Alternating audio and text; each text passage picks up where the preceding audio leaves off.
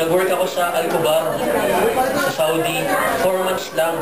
Kasi hindi nagkasundo yung boss ko, tsaka yung sabi.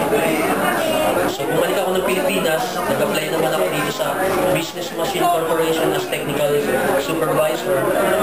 Mabot ako ng 2 years.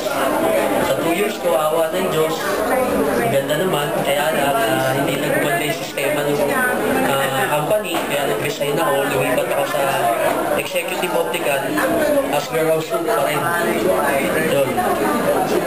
Nag-resign ako this year lang, August 21, because naka-receive na ako ng visa for Canada.